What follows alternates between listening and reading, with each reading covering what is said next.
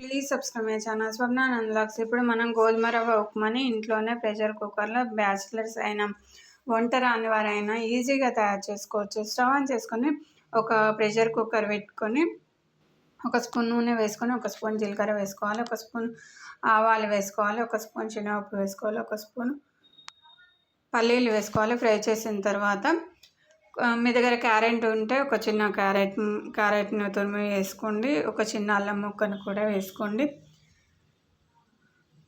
వేసుకున్న తర్వాత కొంచెం ఫ్రై అయిన తర్వాత ఒక గ్లాసు గోధుమ రవ్వను కొలుచుకొని ఒక ప్లేట్లో పోసుకొని పక్కన పెట్టుకున్నాను. తర్వాత ప్రెషర్ కుక్కర్లో 2 గ్లాసుల నీళ్ళని పోసి బాగా వేడెక్కనివ్వాలి. మూత పెట్టి వేడెక్కనివ్వాలి. తర్వాత మనం తీసి పెట్టుకున్న గోధుమ రవ్వను కూడా వేసి ప్రెషర్ కుక్కర్ మూత పెట్టి ఒక విజిల్ వచ్చిన తర్వాత తీస్తే